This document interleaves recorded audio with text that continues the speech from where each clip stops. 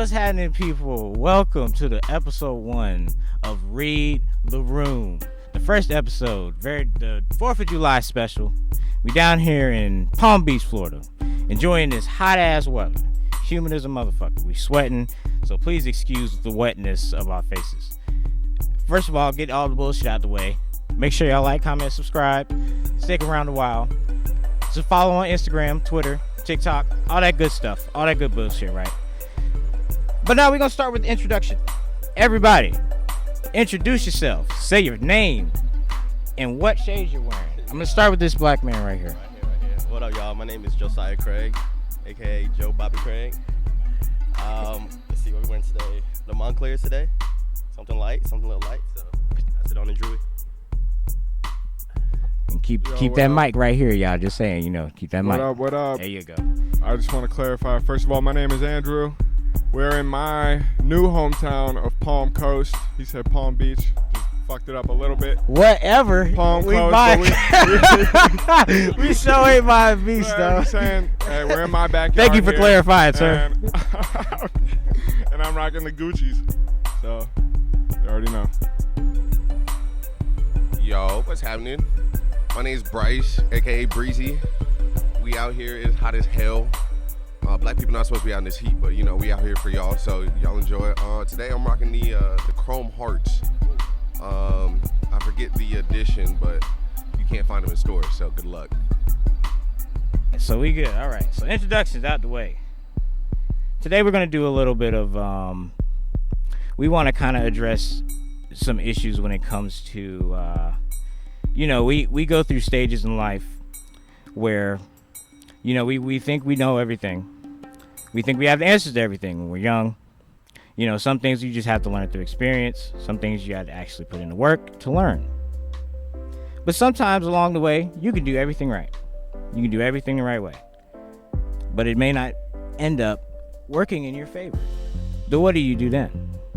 Do you keep working or do you stop? And that's what we kind of want to address today within ourselves. So maybe you at home watching this can kind of understand what it's really going to take to maybe break your generational curse if you feel you have one. Most people I talk to do. Does anybody in here feel like they had a generational curse to break? I believe in those. No. Do you believe in those, and do you feel like you had to break one? In generational curses? In terms of generational curses or breaking the cycle, is there anything that you just wanted to change within your bloodline that you just, I could do this better, and that's what I'm basically living toward? I feel like I haven't experienced that, but I have seen it play out in my own family, and I do feel a certain responsibility to do all I can to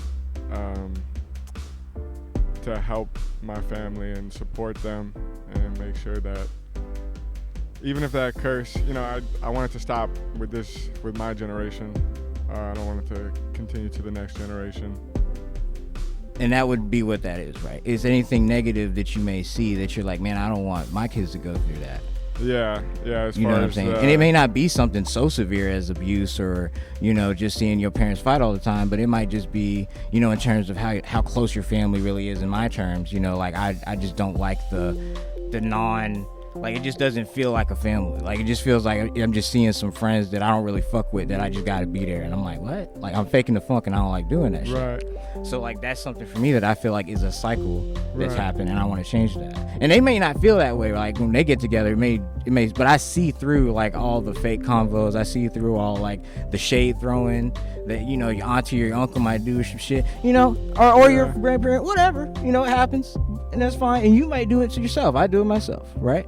Yeah. But at the same time, but when you said about your parents, you're saying that you understand that your parents had it harder than you did, but they made a way for them and their family. Well, yeah, certainly. Yeah. Well, on the topic of like family gatherings and stuff, and you said like that it's basically all fake and like they don't even enjoy being around each other. You think?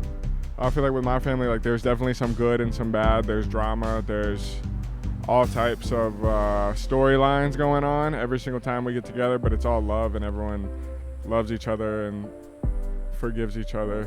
So that's what I think makes it so special. So I want to keep the good parts of it, and then like, yeah, my parents had it harder than me, but I want to make it even better for the next generation. Absolutely. And Josiah, after hearing that, does your opinion on that matter change? You know, I definitely agree with you what you're saying. Just like us being the ones in our family to change, like, you know, the generations, you know, before us. I don't believe in like generational curses per se, because I think if you believe in that, then it's gonna come to fruition. You know, so I don't believe in that, but I do think that the next generation should always make it easier for the one prior to them. You know, so it's like it's on us to, you know, help our parents out or help our siblings out and be that person, and especially in your family, if you feel like you're like the black sheep or you're the one that, you know, not really chosen but kind of chosen, you know, to be the one in your family, you always can feel that, and you kind of see that with different families and stuff like that. And just growing up with you guys, I can tell that y'all are the ones in your family, you know, so it's just like feeding off of each other and stuff too. So I think yeah. Do you think well, one more question. Do you think it's more so, would you say it's more of a definition thing for you? Like, is it just because of how you define generational curses? Or because it seems like we may define it differently. But it does exist, right? You know, but you're saying if you don't want to believe in it to make it come to fruition. Yeah, exactly. And that's different than it not existing. You know what I'm saying? Exactly. But so, I mean, in order for it to exist, you have to, you know, you have to believe it in some way, you know. So it's like, if you don't believe it in the first place, then it's, you know, but you might not believe it, but it still could be. I know what you're saying. It still could be, you know, happening. If you choose to ignore it, I mean, you won't know how to fix it. That's true. So, I mean, definitely don't ignore it. You know, if you see that in your family, definitely don't ignore it. But, you know, just keep striving, keep going. You know, so that's my point on that. That's good. Well, yeah, Breezy, give me your point of view on that. That was very good. All right, so both, I agree with both of y'all. And I feel like Andy kind of went off of the topic of like a generational curse more than like what you have going on in your family. Because like, of course, everyone has their shit with their family. Like no one has a perfect family where everyone likes each other or everyone's doing the right thing all the time. So it's like, of course, you see that for yourself. You want to do better. More to what Josiah was saying, like generational curses, as in like people not being able to go to college or something like that, and like stuff like that. That is more, I feel like, is of a generational curse. That what you were talking about, Joe, as being the black sheep. You always hear, and it's mostly with our generation that we, or even with our parents, we're the first ones in our family to go to college, like to even go, like regardless of graduating or not. Like as long as you went, you did more than the rest of your family. So from that point on, that is the standard. You know what I mean? So like, it's interesting, and I agree with what you said, Joe. Is like, and it's hard because when you're younger, you just take in everything you see around your family and like the family functions. When you're around your family functions, you're so ignorant to what's actually going on. You think that it's okay, and when it starts to become okay for you and not everyone else, that's what makes it, I feel like, a generational curse. Is because you're just ignorant to it not being normal. You know, like that shouldn't be normal, but it's normal to you. And like that, and then that's a whole nother monster within itself of like just that family.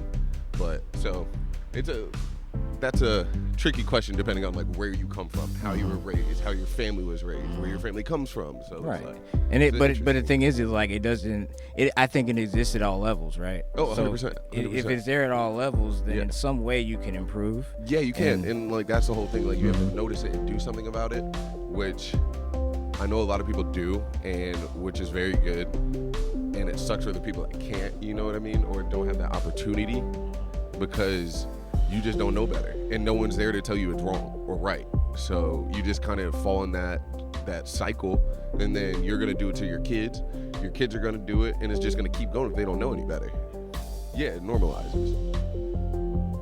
I agree, 100%. Yeah. Very good. Knock that out of the park. So let's backtrack now and address something to where we can get some background on everybody. And also just kind of figure out where everybody's mentality is, and maybe what was pointless, maybe what wasn't. But growing up, in terms of me, I feel like I did a video a little like wasn't too long, where I started talking about how being teachable translated my adult life, and being, you know, to work with other people and being able to work with other people, because if you're not able to work with other people, I don't care if you want to own your own business, buddy, it's not going to work. So that being said, we're going to use thing and how to your adult life. Andrew, I want to start with you. All right, so I played ball since I was 9 years old, all the way up through senior year of high school, so till I was 18. And I guess the camaraderie was the first part that it taught me. How much fun it was to be with a group and to share a common goal. That was something that I was grateful for football and sports overall, just because I feel like that wasn't necessarily instilled in me in other ways. You know, it's kind of like you work by yourself when you're at school, or you work with like a small group, but like I feel like team sports gives you that. Yeah, especially football, where it's like you're literally just running into each other, like, you know, laughing with each other, crying with each other. It showed me that if you're not working as hard as you absolutely can, somebody out to get your bag and accomplish the same goals that you have, but they just want to work a little harder for it, or a lot harder for it. And that really showed me that, and just taught me to be disciplined and have food to myself and my schedule, and I think I've been able to apply that to life. And so I think that's the thing I learned from playing sports growing up. Amen. I feel 100% of that. Pause. Call of Duty. That's when Modern Warfare 2 came. Locked in. So I actually started playing football around the same time I met Andrew, and then it wasn't until 8th grade that I really understood. I tell you guys all the time. I know I tell you guys this story all the time because it hits my heart every time. One of our coaches came up to me and he asked me, "Do I carry a gym bag or a purse?" And so I didn't say anything at first, and then he asked me again in front of everyone. Like, they stopped the whole practice just to like center this around me. And he said, "I'm gonna ask you again, do you carry a gym bag or a purse?" And I said, "A gym bag." And he said, "Well, fucking act like it." And that struck a chord in me, dude. I started crying. I got down on that line, dude. I've never hit someone so hard in my fucking life, dude. Ran him over, but that like ignited that fire, that dog that I needed, which I didn't know. And I only played football for 7th and 8th grade because I was a basketball player. That was my main. But when that happened in football, that completely changed how I played basketball and made me a dog. And I was going after people. I was diving for the ball. I'm bodying people, like it changed my whole mentality to the point where I played for the number one AAU team in Georgia. And at that point, I was playing with like Jaylen Brown, Colin Sexton, Josh Okogie. Like, I'm competing with D1, like now NBA players. So that gave me that mentality that like, you are good enough. You know what I mean? Like, you have that talent, you have that potential to do something. So do it, right? So like, which I did for a couple years, and then our high school coach wasn't the best thing in the world. So that kind of deterred me a little bit, but like, we were still a good team. We always made it to the state playoffs and everything. And so I guess what that goes to show is like, no matter how good or how cool you think you are, there's always going to be someone that's going to try to tear you down or try to break you down, like no matter what. Yeah, and it might be the person you trust the most. So you really do have to rely on yourself, but at the same time, on a team, like, I've known y'all for 15 years now, and we started playing sports. So like, obviously that resonates into like who we are as people, because like, I trust y'all, and like, I know you guys are going to tell me anything good, but there are a bunch of people out there that will just sit there, act like they like you, and then they're really trying to tear you down. You know what I mean? So that's I feel like there's a lot that comes with sports, but I feel like that's the biggest thing that I took away. Just like the self-realization of being good enough and being like one of those top tier athletes, and then having someone try to tell you you're not that good. You know what I mean? And then I only played until high school. I could have walked on in college, but it wouldn't even, that's too much work and I'm still paying to go to school to have to do work and school. So I was like, fuck it, bro. So we're here now. You know.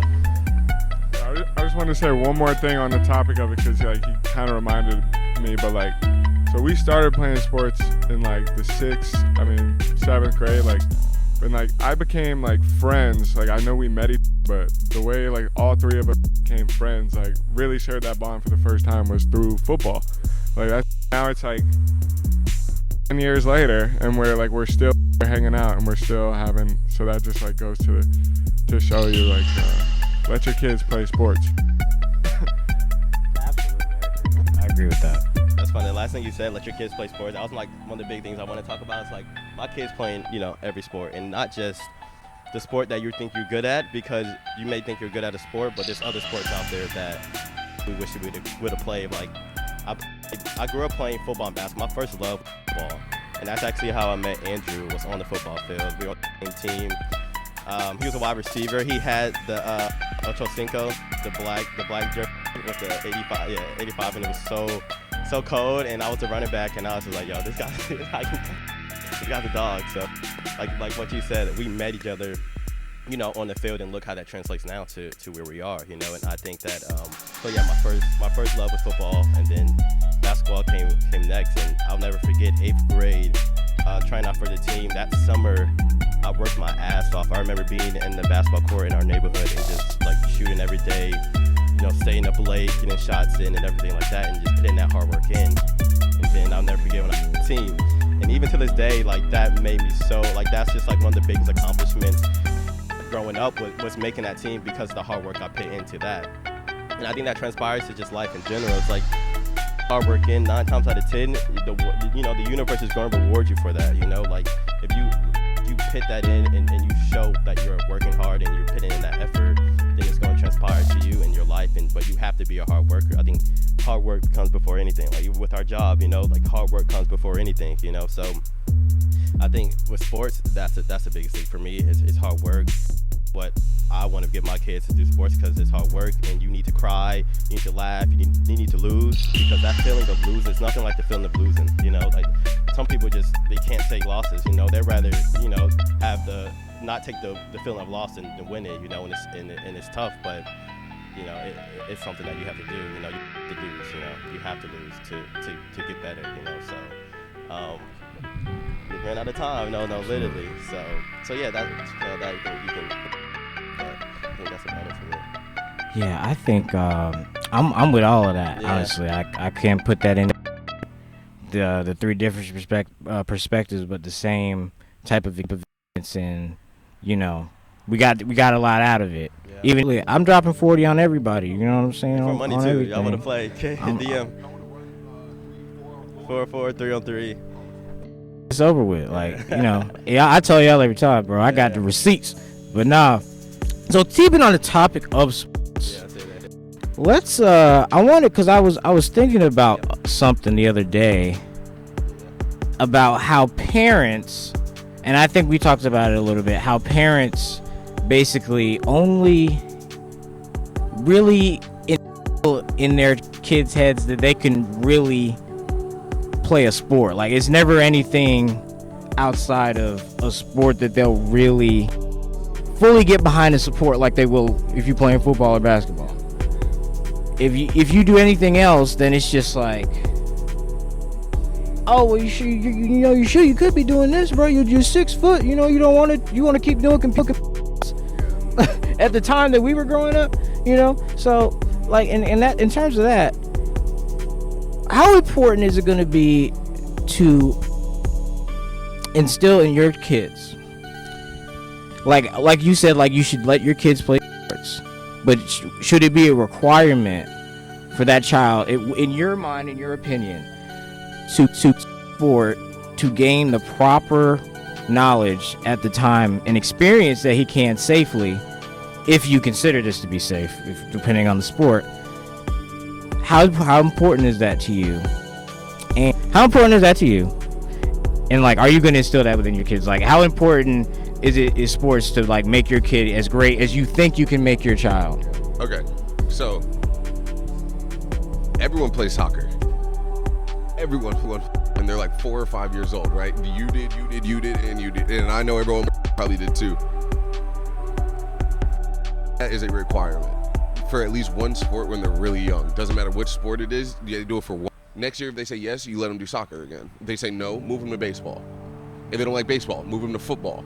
You know, you just keep trying. You know, they're so young that I feel like they will pick up on something that they will actually enjoy. And like with us being football and basketball, we want them to be football and basketball players. But if my kid's a stud in baseball, I'm gonna do my best to learn baseball to teach him. I mean, like it's never gonna be up to me. And my biggest thing was when I was 13 tell y'all all the time, when I made the Georgia Stars, my dad came in my room, and after I got the phone call, and they were like, "We want you to come to tryouts." I didn't even know what AAU was, you know, so I didn't know what I was getting myself into. So I was like, "Dad, what should I do?" My man came in my room and shut my door, sat me down and said, "You are 13 years old. In my mind, you're a grown man. You make your own decisions now. Whatever your decision from now on is gonna be on you. I will always be behind you to support you in any decision that you make. But this is on you." You know, so like that really like made me decide. It was no one else's decision. My dad always played basketball. He probably wanted me to everything, but found what we liked. And then once we found what we liked, we worked. We were like hard work and dedication to that sport. And then once it actually like kind of pays off, it kind of scares you. I was scared.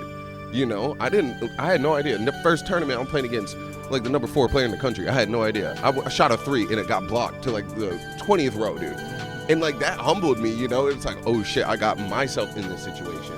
There was no one else's decision for me to say yes to this team. So you look like an idiot because of you. And I couldn't blame it on anyone. And that so much too. At a young age, 13 years old. Some people still don't understand that. You know? So that's what I feel. Quick question for Bryce. What do you think your dad meant? He said you're a grown man at 13. That I so much, and they raised me to the point where it was gonna my life. Okay. And not like, of course, like I've messed up. Like everyone messes up. Like you make mistakes, you know what I mean? And they were always there right across the country. Like, you know what I mean? Like they were always there to support me, no matter what. But it was always my decision on what. And of course, like they just didn't stop like parenting me. They weren't like, "Oh, you're 13, like you're a grown man, like go crazy." Like I still had my parameters and shit. Like I had to, of course, always respect my parents, you know what I mean? But like, of course, like once you get like 15, 16, you start to get a little hard-headed, you know, and you're like, "Oh, I know better than my parents and shit." Yeah. And it's like now I realize how stupid I was and how they were right, you know what I mean? And I was like, well, damn, but we all have to go through that. So you live and you learn. So basically, like you can basically, he was saying at 13 you can make grown man decisions. Not grown man decisions, but enough of a decision for myself. I knew what I was doing was gonna have consequences. Was gonna have my issue. Like I knew they were gonna be behind. I didn't have to be like, oh, can I go here? Like, can I do this? It was like, if you're gonna do that and you think it's a good idea, go ahead and do it. Like, let us know, and we'll give you our opinion. But if you really want to go do that, and we'll see what happens. Yeah. So it's like you just gained a handful of privileges that you didn't have. And then at that time, I also respected my parents so much for giving me that freedom. You know what I mean? That's why, like to this day, they're my best friends. You know what I mean? I tell them everything. So I agree. Like, I can be so transparent with them because they were so transparent with me. They were like over me or anything, you know. Yeah, so. and I agree because that's kind of like how I want to be. I want to be very transparent with my kids, but you know, I always try to play devil's advocate because that's how I feel, and I agree with you. Yeah. But this is like the other thoughts that's going on. That's like, okay, well then what? That's still gonna be some give and take. There's still gonna be something that's an issue that you're gonna, you know. Yeah, but it's like, what's the best formula and way to figure out like how to do this? It's like there is no perfect way. There is none, and it's just up to you. Right. It's your world, and we're just living in it. But you can raise your percentages, I think. And it's just like when you take away from everybody's perspectives, you just increase that percentage because you have more knowledge about what we're doing. Exactly. And that's about the experience. And right. You meet who you talk to. And then when you start doing that at a younger age, you get that knowledge quicker, easier. Exactly. Yeah. And just to be successful in life, like not even like sports-wise, just like business-wise or like living-wise or like out or like, you know what I mean? Like I feel like we have enough knowledge and have done enough experiences to know what to do and what not. But of course, kids aren't going to listen to it. Like we didn't listen to our parents. I know my kid's not going to listen to me. So like as hard as we try and as hard as our parents try, like you're not going to be able to actually like control someone. But I mean, like you're going to put your influence on them, But at the end of the day, it's on them. They're gonna be who they want to be. Like they are their own person. So it's like, you know, so that's tough. But at the same time, that's just a way of life. You know what I mean? It's like, I know most of the time, like with parents, like they don't know what they're doing. Like our parents still don't know what they're doing. You know what I mean? So it's just like the whole thing is like, as we're learning, they're learning too. But they're trying to teach us as best as they know, regardless as if they think it's right or wrong, which comes back to the family curse shit as being, you don't know if it's right or wrong and what you're doing to the next generation. So, Great fucking point. Great fucking point.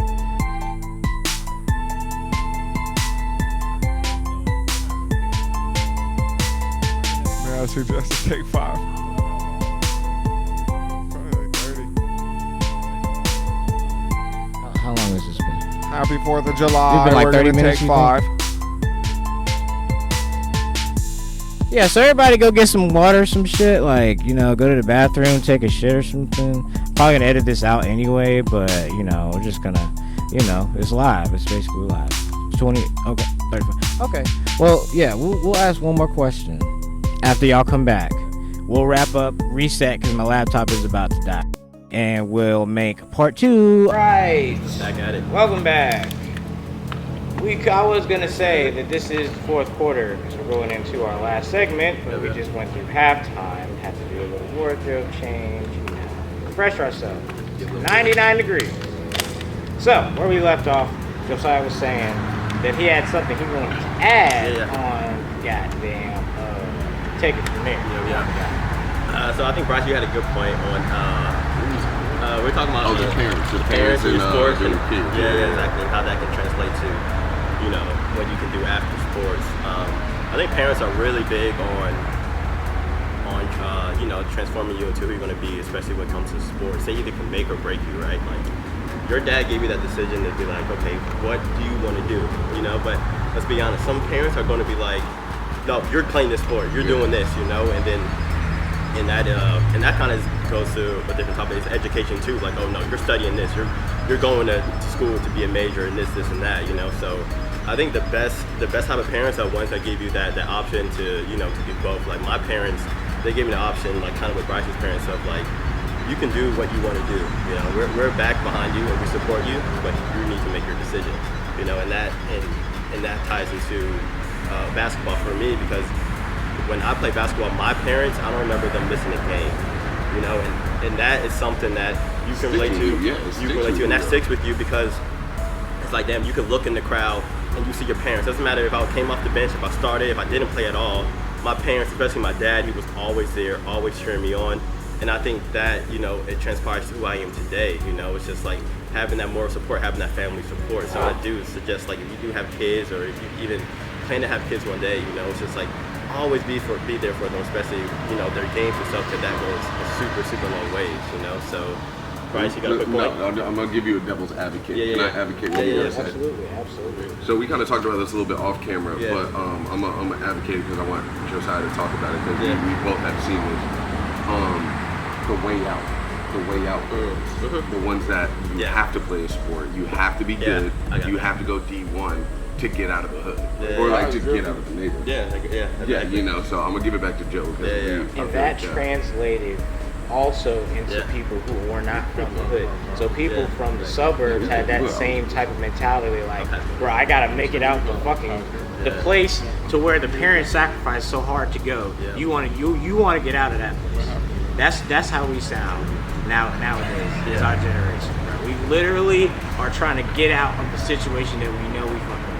You know what I'm talking about. But let's get back to. And I'm right here. I think that's the saddest thing. It's like when, let's be honest, when it comes to mainly black family, black folks, it's like we think that's the only thing, you know, that you can do to get out the hood or to make it for your family.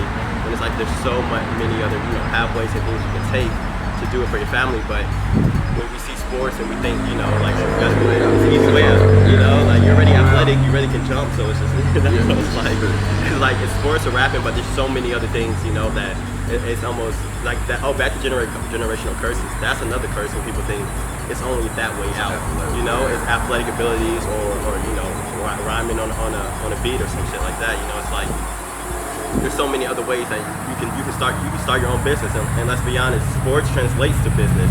In sports, guess what? You win, you fail, right? And you got to get back up. There's hard work in sports. There's hard work in business. And it's about keep going. So there's a lot of things that transpires to sports and business. Like if you are a leader on your team, if you have to be there, you got to show up every time, right? You can't be late for practice, or guess what? You're doing suicides, right? Can't be late for a meeting. Can't be late for a meeting, So a lot of things, but people just think it's just sports, it's just those things. But if you really break it down, sports in a lot of ways, translates to business. Start your own business, do that. You're already a leader, you're already outspoken, you already have a good personality on the court. So it's like that goes to business as well. I think Drew, you can talk about some business as well. Well, I agree with that. Of course, that's what I was saying at the beginning. Like that's that first moment where, and like testament to what you said as well. That's that first moment where I realized that you have to work for what you want. Yeah, it doesn't matter like how talented you are, how smart you are. Like you have to get there, and you have to bring results. Yeah. And like you said, you can fail, and you just have to get back up, and you just have to believe that in yourself, and like you've done it before, and like that. But that was probably the first time when you did it was when you started playing sports. Exactly. But then it's like it's like you've done it before. Yeah. You can keep doing it, get back up, and those results will come as long as you believe in that. Exactly. And that's where the business connects to sports, because it teaches you how to work as a team. It teaches you how to lead. It teaches you, just how to respect authority. Because like my dad was never ever as hard on me as like my coaches were. And like you said with Coach Trevino, like telling you, are you carrying a gym bag or something?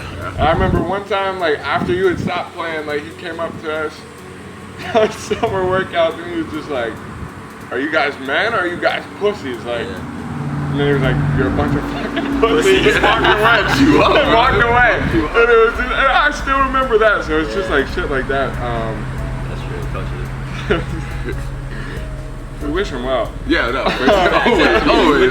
Hey, Coach Trevino and Sean, if you're watching this, and Nathan, Sorry, we love you Coach guys, Chris. and we miss you. Hope you're doing well. Absolutely. It's all love, and that's what I was saying about my family too. Is we still love each other, and like I think that's really the important thing. Is like it really is all love, and that's the only thing I'm trying to radiate. Yeah, sure. All right, okay, you want to switch it up, or you gotta? We're gonna No, go. that's perfect. No, that's good. No, it was good. No, we're actually gonna go to this right here. Okay. Get a little more in depth into who you see in front of you. So, y'all remember that song N95, Kendrick Lamar? Yeah. Where he said, quote, take all that designer bullshit. Yeah. And What do you have? Yeah. So I would like to ask all of you guys, Oh, this is a good one, yeah. take away your finances Yeah. and accomplishments. Who are you? I'm gonna start with Stop the show. Stop the show. We're about to, that's all we need to hear. Yeah, that's it. I'm your host. He lying. Who are you? I'm that jiggy motherfucker. All right, go ahead. I'm sorry. No, you're good. That's what we need. What was the question? The question is, take away your Take off finances. And what do I everyone have? take the sunglasses off. Yeah, and who are you? Take the Nigga chains cool. off. Take all the superficial stuff away from what you got. I got a great support system and people that I love and care about. Yeah. I will take away the memories I will cherish until I die, and people that will be with me until I die. And without the accomplishments and the Gucci shades, I know that those same people would still be there for me. And my circle is relatively small, and that's exactly how I think it should be. It should be. And even before I had a little bit of success in the business world and in like the adult world, I still believed in myself and I was still a positive person. And so that is who I will continue to be. And that is what I have when I take all this shit off. I'll go last. Okay, I'll go this way. Alright, we kind of touched on this the last couple of days too. So with me, I went to Georgia Southern, you know, and I am mixed. I'm okay. Let's calm that down. Data for life, you can fuck you. Yeah. But anyway, I went to Georgia Southern. I'm mixed, so I get the best of both worlds. I always say. And so without all like the finances, all my clothes, all that, I feel like my main purpose, influence, like reason I'm here is to be that gateway between two worlds, basically, because I can go to a golf course or a yacht club and walk in and know people, or we can go to the hood and dap up the homies, you know what I mean? And it's so nice to be able to see two worlds, and I've had the privilege to be able to bring those two worlds together on multiple occasions and to show one side and the other that people are still people, no matter what color you are, no matter where you're from, you know? And it's all about the experience too, I feel like. I live for the experience. I don't live for the money. I don't live for anything in my friends and family. And it's all about sharing that experience and that knowledge with the people you love. Because that's the only thing you really can do. You know? It's not coming in. Yeah, and it's just like if you do stuff by yourself, what's the joy in that? Yeah. You know, like, and that's what we were talking about the other day with the love thing. Like, when you fall in love with someone, you want someone that's there with you. You want that experience with someone. You're not doing it for any other reason but that experience. And that's what I feel like life is about. And people's bucket list, all experiences. It's never anything material. I feel like, okay, you get a Louis Vuitton bag. That's another thing. Okay. When you buy material things, Joe, me and you mainly, because we are not very smart with our money, you know. So the thing with material things is joy of buying it in that moment is so nice, but once you have it, But the next day, so It's just another shirt. it's just another shirt, another wallet, another pair of glasses, another fucking bag, dude. Like, and you usually don't fucking use it, which is the sick part, and you just hold on to it. So it's like, what did you really buy that for? Just to say you have it, you got it, and so like. Feel that rush. And that moment. And then so like we're getting to the age now, I feel like, where we're starting to move away from that a little bit, and it's more about the experience. Like Kale, we were talking the other day before Kale got down here, we went down to Daytona and we bought a section. And even Andrew's aunts, they asked us and they're like, why did you buy the section? I was like, it was for the experiences, because they came to our section and it was a great time. Like, we had 60-year-olds in our section. having a great time. Having a great time with a stripper pole in front of it. Like, it was hilarious. Like, and the pictures, everything, that was worth $250 to me. Instead of buying a pair of shoes for $250, I'd rather do that. And like, that's a memory, that's an experience that I will always remember. Y'all will always remember. Like, you know, so that's what I really feel like it's about. Yeah, and they had a good time and they didn't drink no alcohol. So, okay, that's bullshit because we're going to go do the same thing tonight, so he's not missing out. Yeah, you're good. You're right. He's right. He's right. He don't. Hey, I'm going to be quiet. I'm gonna cut this out with you. You're good. You gonna cut this out? This is 16 part. No, we good. This is an extended cut. Huh? Yeah. Alright, Joseph, go ahead. but yeah, I don't know. That was a good point about experiences, you know, because like at this point in life, it's like I want my money to buy the experience, you know what I mean? Because like you can never get these memories back. Like these are some memories that we'll tell our kids. Exactly. You know, at the end of the day. And I think, Kel, this is a great question based off like materialistic things. And I think that they definitely can define you, but luckily, like we had, or I speak to myself, I had my character way before I had for sure, money. before the money came. That's the thing. Before the money came, right? It never switched up. Never switched That's up. the So thing. we That's always the had thing. that character. Luckily, we had amazing. I know all your parents, all my aunts and uncles. Like we had some great parents, right? So they taught us things and instilled things in us. You know, like kindness. You know, look after your brothers, look after your friends. You know, so those things transpired way before materialistic things. You know, and that goes a long way. You know, so for me, I went to design school, so and Bryce can attest to this too. I like the design of most of this, you know, like this materialistic stuff, like this Louis, you know, like Off-White, this and that, like more quality. like the quality and like the design behind a lot of the stuff is really interesting. And it's funny, I was thinking about this question like 2 days ago. You know, I was just like, why do I have this stuff? And I was like, oh yeah, I actually like it. I don't buy this stuff to flex on Instagram or post and say this and that. I mean, yeah, that's a good point too. You know, like it is to show about what's up. When you actually like it. Yeah, but when you like it and you know who made it, you know who manufactured it, you know who designed it, it's a whole different aspect. But I think, and I think with the world, like when people buy stuff like that, it's like they're filling a gap of some type of insecurity or some type of thing that they miss.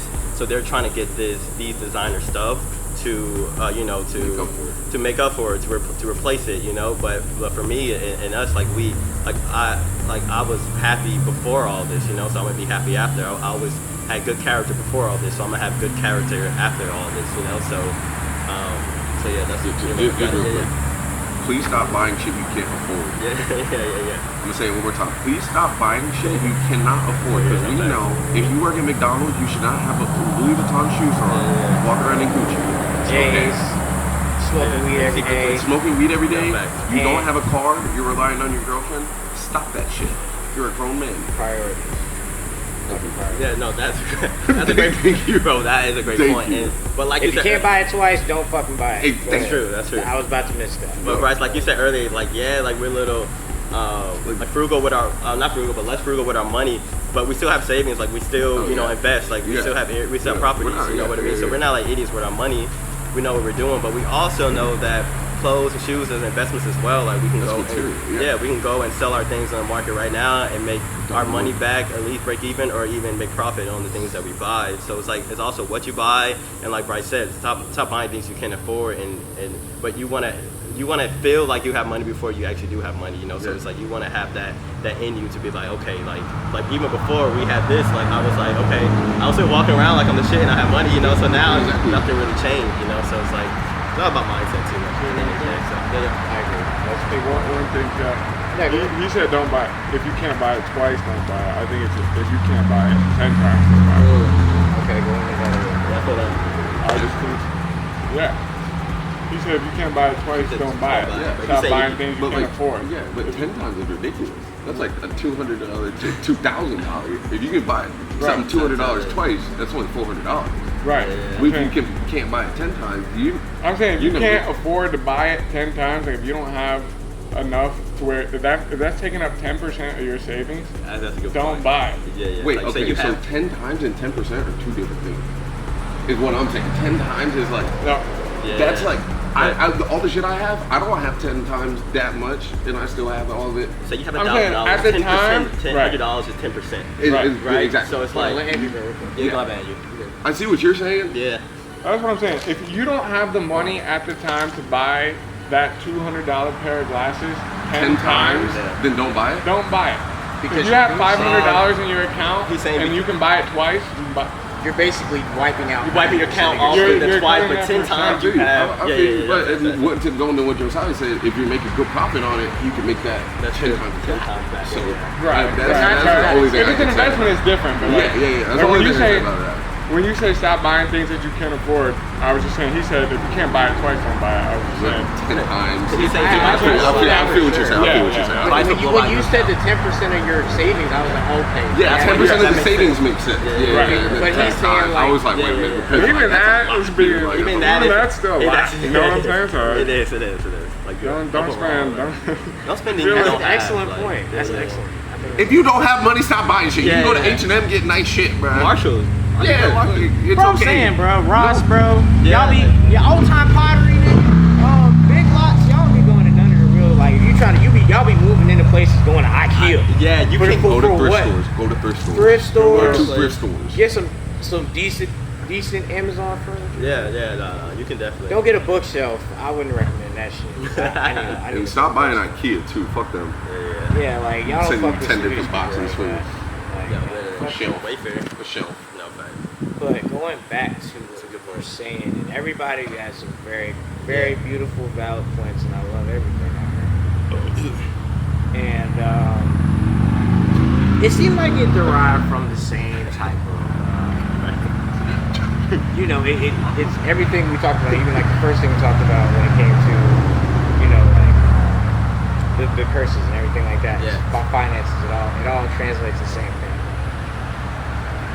I mean, I agree with y'all. I don't really see that differently in terms of who I am outside of all that stuff. Yeah. When I was young, Yeah. I was spoiled. But then when I turned, like 17, 16, it was time to get hard. Yeah. Do things where it's like, right, I'm not working and I have doing all this, so why we can't do it now? That was me. Like, that shit stopped at 17. 17, I had to do what I had to do for myself. If I wanted to drive, I had to buy my own car. Yes. If I didn't want my parents taking my motherfucking phone away, then I had to go pay for my own phone bill, and et cetera, right? And how that translates now is like, people always talk about growing up poor and their story, how they became, good, decent, or great. Yeah. But they never talk about the people that start with everything, but then they really start their lives with nothing. Basically inheriting nothing. Oh, Inheriting not even knowledge. You can talk about that. And, just by saying that, to me, I want to add more importance to our age group about certain issues that is very important that we don't see as important. Like, I don't think we see marriage, whatever, relationships in general is important. Because if you want kids, that has to be important. That has to be something you're willing to sacrifice for. That has to be really sacrifice. Sacrifice don't mean like something, that could mean your time. And some of y'all really not willing to sacrifice your fucking time. So don't be out here saying that you want it, but then when it's time to sacrifice, you're like, oh well, I'd rather just go travel and then cope for why you don't do it. But yeah, for me, that's really. I just want to add more importance to family. I want to add, and that's who I am really, and that's what really inspires everything I talk about. Because I'm very well versed in a lot of different topics and a lot of different subjects. But I could easily take the easy route and take. If I really was just like clout chasing and just doing shit like for clicks and views, I would jump on all the stupid females podcast and let me just go and roast them, because I'd easily overnight wouldn't even be a problem. But these educational discussions don't go as fast. You know what I'm saying? And I completely understand. And I understand that when I started doing this. So, that being said, I would like to ask the panel, what is it that you want in life the most? And I'm talking about the most to where you would sacrifice damn near everything.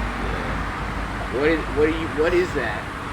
And what are you willing to sacrifice? And if it's enough, I'll let you know if it's enough. So you say I'll sacrifice, but it's got to be realistic. Like, don't say like an arm or something where you're not really gonna cut a fucking limb off. Just like something where like maybe you want to do in an adult life that you might not be able to do if you really want a child or a marriage. Does that make sense? Yeah. Okay. So start with Josiah. For me, I'm gonna go the very unselfish route.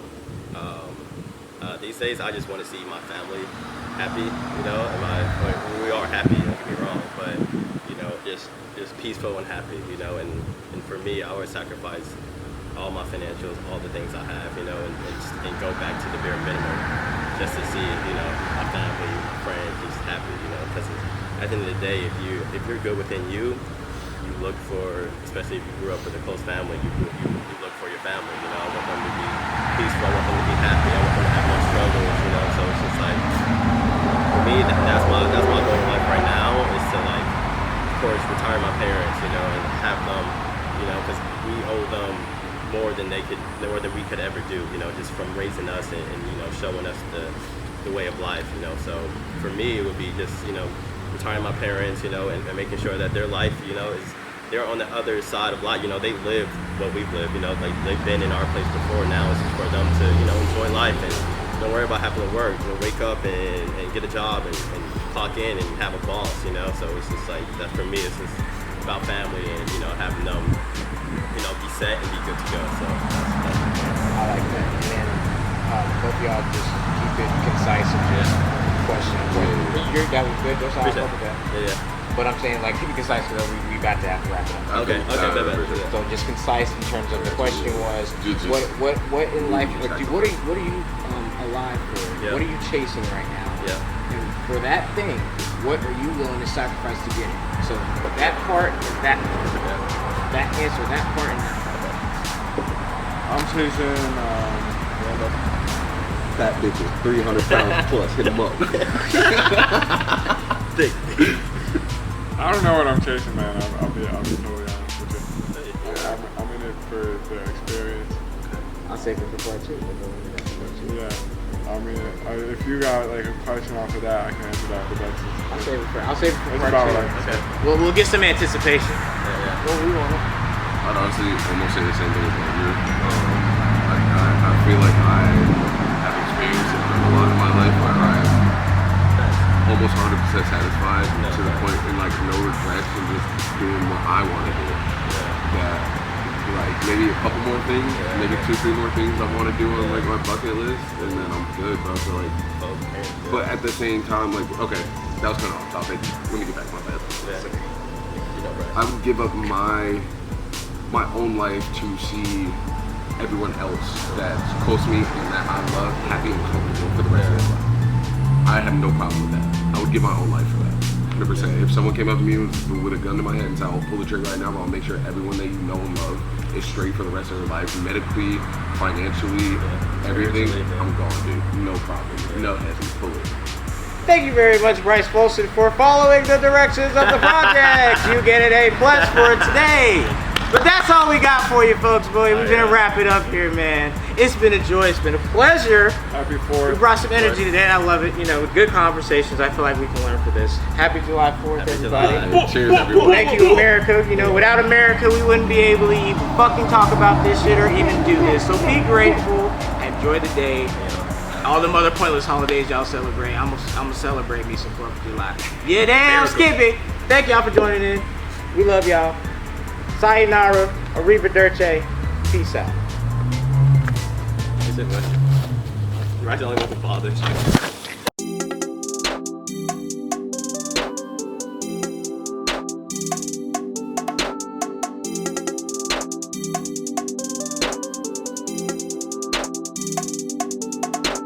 I just spent a 10, they loving me, of course.